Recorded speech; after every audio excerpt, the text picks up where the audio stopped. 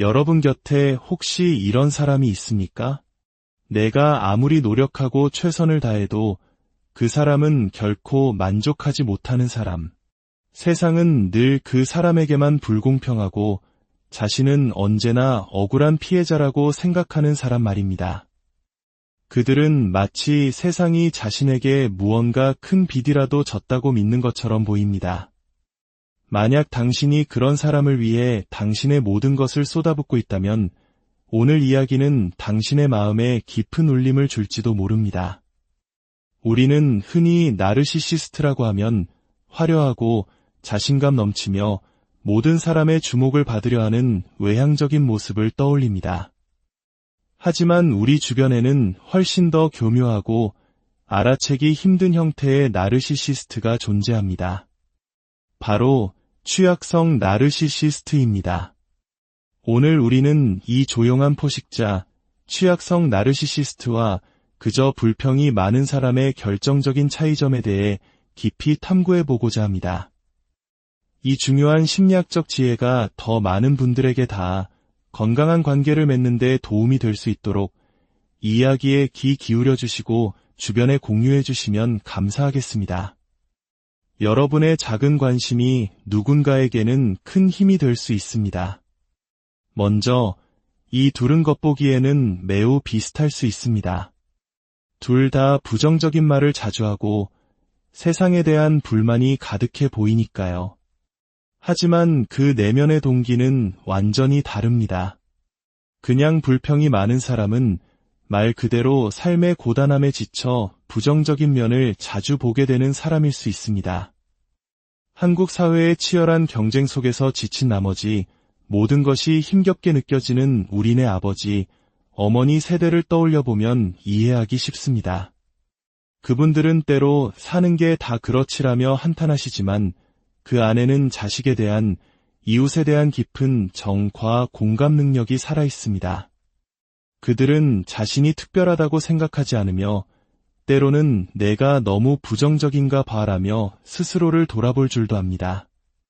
그들의 불평은 때로 힘든 삶에 대한 솔직한 표현일 뿐 타인을 공격하거나 착취하려는 의도는 없습니다. 하지만 취약성 나르시시스트는 다릅니다. 그들의 불평은 단순한 불만이 아니라 세상을 향한 분노와 끝없는 요구의 표현입니다. 그들의 핵심 특징들을 하나씩 살펴보겠습니다. 첫째, 뿌리 깊은 피해자 의식과 특권 의식입니다. 취약성 나르시시스트의 세계관 중심에는 나는 억울한 피해자라는 확고한 믿음이 자리 잡고 있습니다. 나는 신탁 자금 같은 것도 없이 태어났어. 인생에서 한 번도 내 뜻대로 된 적이 없어. 다들 나만 미워해 와 같은 말을 입에 달고 삽니다. 하지만 이 피해자 의식 뒤에는 그러니 세상은 나에게 특별한 대우를 해야 마땅하다는 비뚤어진 특권 의식이 숨어 있습니다. 그들은 자신이 똑똑하고 특별한 존재인데 세상이 이를 알아주지 않아 고통받고 있다고 진심으로 믿습니다. 둘째, 타인의 성공에 대한 극심한 시기심과 질투입니다. 외향적 나르시시스트가 남들이 나를 질투한다고 믿는 반면 취약성 나르시시스트는 자신이 남들을 질투합니다. 특히 소셜미디어에 비치는 친구들의 행복한 모습, 동료의 승진 소식 등은 그들의 시기심에 불을 지핍니다. 그들은 타인의 성공을 축하해주기보다 저 사람은 운이 좋았을 뿐이야, 분명 부정한 방법으로 성공했을 거야 라며 깎아내리고 폄하합니다.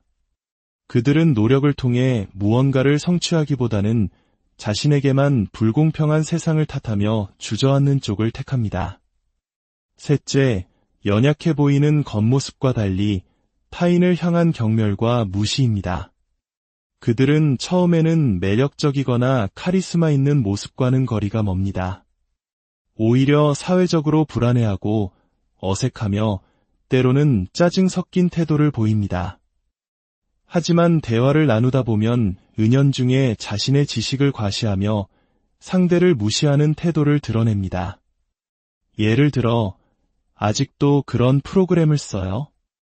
완전 구시대적 유물이네요. 와 같은 말로 상대방에게 모멸감을 줍니다.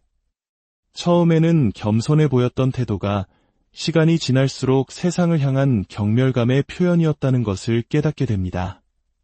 넷째, 유리멘탈, 즉 비판에 대한 극도의 예민함입니다. 그들은 아주 작은 피드백이나 비판에도 마치 큰 공격을 받은 것처럼 과민하게 반응합니다. 그들의 내면은 항상 분노와 억울함으로 들끓는 압력솥과 같습니다. 아주 사소한 지적에도 크게 분노하거나 며칠 동안 입을 닫고 침묵 시위를 벌이며 상대를 죄책감에 시달리게 만듭니다. 반면 불평이 많은 사람은 내가 그런 면이 있었나 라며 자신을 돌아보거나 심지어 자신의 단점을 가지고 농담을 할 여유라도 있습니다. 취약성 나르시시스트에게 자기 객관화나 유머는 불가능한 일입니다.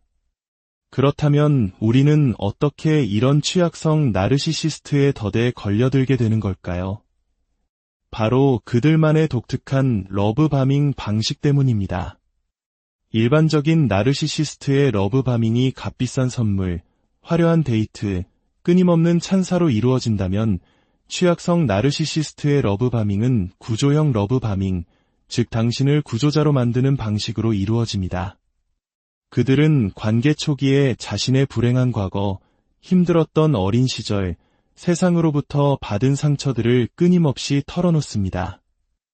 왕따를 당했던 경험, 가난 때문에 꿈을 포기해야 했던 이야기 등 듣는 이의 동정심을 자극하는 이야기들을 늘어놓죠. 공감 능력이 뛰어난 당신은 자연스럽게 그들을 위로하고 돕고 싶다는 마음을 갖게 됩니다. 이 사람에게는 내가 필요해. 내가 이 사람의 상처를 치유해 줄 수 있을 거야 라고 생각하게 되는 것이죠. 그들은 당신을 자신을 구원해 줄 유일한 사람으로 치켜세우며 당신의 도움 없이는 아무것도 할 수 없는 무력한 존재처럼 행동합니다. 당신은 그들의 직업을 찾아주기 위해 인맥을 동원하고 더 나은 거처를 마련해 주려 애쓰고 심지어 금전적인 도움까지 주게 될 수 있습니다. 이것이 바로 그들의 함정입니다. 당신은 그들을 돕는다는 행위 자체에서 보람과 만족감을 느끼지만 사실은 그들의 정서적 에너지를 공급하는 역할을 하고 있을 뿐입니다. 그리고 더 무서운 것은 당신이 그들을 신뢰하며 털어놓았던 당신의 약점과 아픈 과거가 훗날 당신을 공격하는 무기로 사용된다는 점입니다. 그들은 결정적인 순간에 너도 예전에 그런 상처가 있다며? 그래서 지금 이렇게 예민하게 구는 거 아니야? 라며 당신의 가장 아픈 곳을 찌릅니다. 이 관계는 결국 끝없는 블랙홀과 같습니다. 당신이 아무리 많은 사랑과 에너지, 노력을 쏟아부어도 그들은 결코 채워지지 않습니다. 당신은 점점 지쳐가고 당신의 삶은 그들의 불행을 채우기 위한 도구로 전락하게 됩니다. 이런 관계 속에서 당신의 행복과 성공은 그들에게 가장 큰 위협이 됩니다. 당신이 즐거운 파티에 가고 싶어하면 그들은 가봤자 시끄럽기만 하고 시간 낭비하라며 찬물을 끼얹습니다. 당신이 노력 끝에 승진이라도 하면 그깟 성공이 뭐라고 그렇게 유난이야? 라며 당신의 성취를 깎아내립니다. 당신의 순수한 기쁨, 작은 행복, 그리고 빛나는 성공은 그들의 어두운 내면을 비추는 거울과 같아서 그들은 그것을 견디지 못하고 어떻게든 깨뜨리려 합니다. 그들은 끊임없이 당신을 시험합니다. 어느 날 뚱한 표정으로 당신에게 툭 던지듯 말할 겁니다. 너 사실은 나 별로 안 좋아하지? 나랑 같이 있는 거 지겹지? 내가 한심한 패배자 같지? 슬프게도 그 순간 당신의 속마음은 맞아일 가능성이 높습니다. 하지만 착한 당신은 차마 그 말을 입 밖으로 내뱉지 못합니다. 대신 아니야, 무슨 소리야. 당연히 널 좋아하지라며 그들을 안심시키려 했습니다. 더 나아가 미안해. 내가 표현을 잘 못해서 그래. 내 문제야 라며 스스로를 탓하기까지 합니다. 바로 이 순간 그들은 승리합니다. 그들의 수동 공격적인 조종이 성공했고 당신에게서 원하는 정서적 만족감을 얻어낸 것입니다. 그리고 이 패턴은 앞으로도 계속해서 반복될 것입니다. 이런 관계에서 벗어나는 것은 매우 어렵습니다. 특히 당신의 연민과 죄책감을 자극하기 때문에 외향적 나르시시스트와의 관계보다 헤어나오기 더 힘들 수 있습니다. 만약 당신이 지금 이런 관계 속에 있다면 한 가지를 꼭 기억해야 합니다. 그것은 당신의 잘못이 아니라는 것입니다. 당신의 공감 능력과 타인을 도우려는 선한 마음이 그들에게 이용당했을 뿐입니다. 이런 사람을 바꾸려는 시도는 무의미합니다. 당신이 할 수 있는 최선은 있는 그대로를 받아들이는 것입니다. 그들은 변하지 않을 것이며 당신의 행복을 진심으로 기뻐해주지 않을 것이라는 사실을 냉정하게 인정해야 합니다.